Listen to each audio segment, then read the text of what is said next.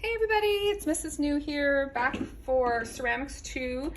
Today I'm going to be showing you how to make the plate project. So the plate project, this is an example of one. It's pretty much flat on the bottom. It's got a little rim around the edge.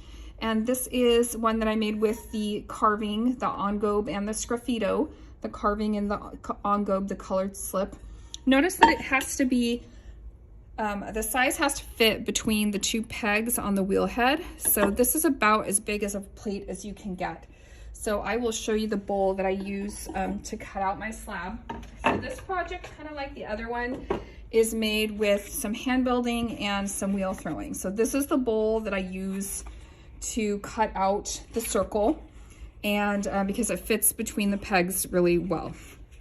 Also for this project, you're gonna need a bat. So the bats are the boards that live kind of behind the wheels, and you want to try your bat out first before you put the clay on it and make sure it's going to fit well for you. So kind of push it down, make sure that it's fitting on the pegs of the wheel head. Okay, so that one's looking pretty good.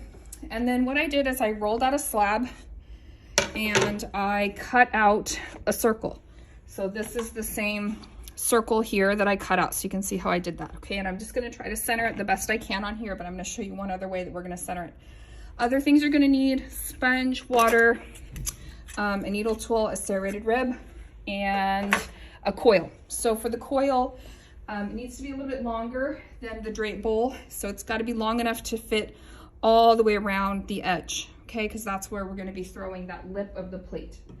Okay, so the first thing I'm going to do is center this slab on the wheel head. So I already cut out a circle, but I don't know that this is 100% centered. So what I'm going to do is right here on the right hand side, I'm going to take my needle tool, my clean needle tool, and just the same as I did on the other project, a needle on a record, I hold my, kind of anchored my elbows and hold my tool steady.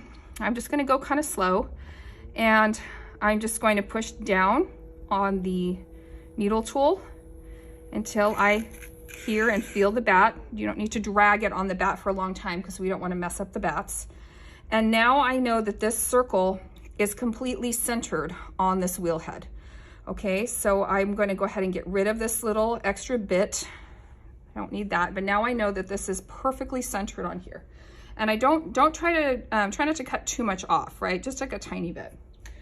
So I'm going to set that aside, and then I am going to grab my serrated rib and do my slip and score. So I'm going to score and slip. I dip it in water. The top, I don't know, 1/4 inch or so, maybe 1/2 inch of the slab. And I'm also going to slip and score the side of the slab. So I kind of do the side and the top. Again, that's all it takes, just a little bit, and get it kind of wet. Now I'm going to move in there with my coil. So for this one, I don't want you to put the coil on the side. I want you to put it up on top. So feel with the sides of your fingers and, make sure it's on top. And then you can easily just turn the wheel head carefully.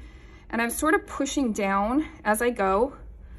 Turn it, push it down. So I'm feeling on the side to make sure it's on the top of the slab.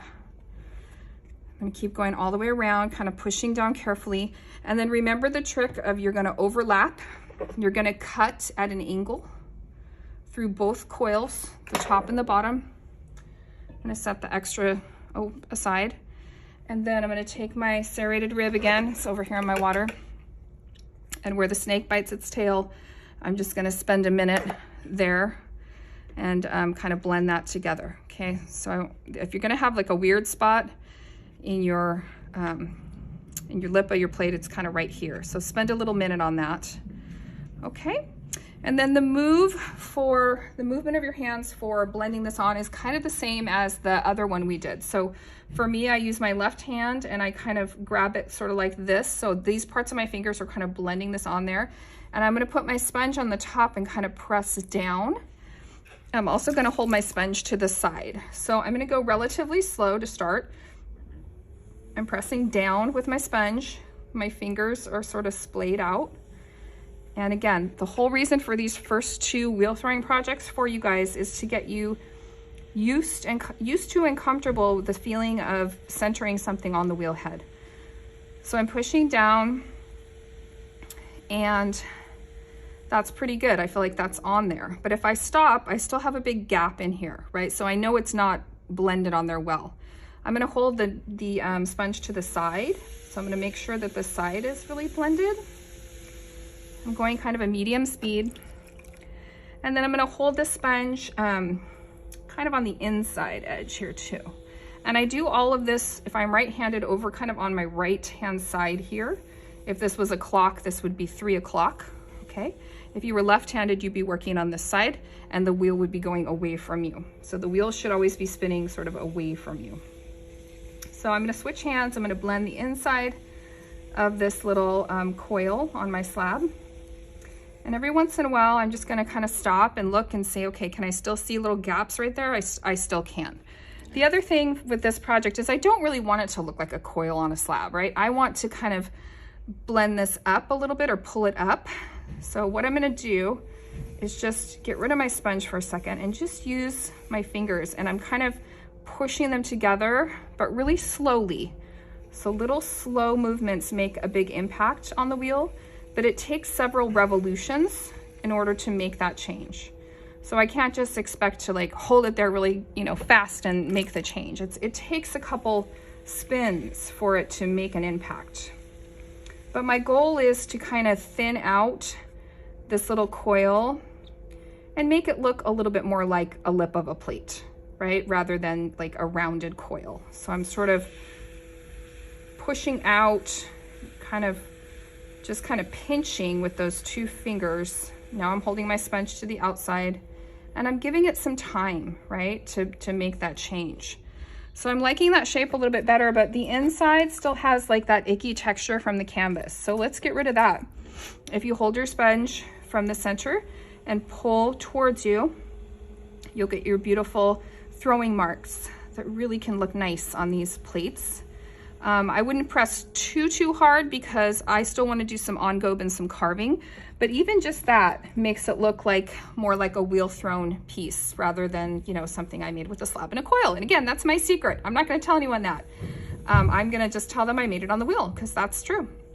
All right, so that is looking pretty good. I'm pretty happy with the lip. I'm pretty happy with the inside.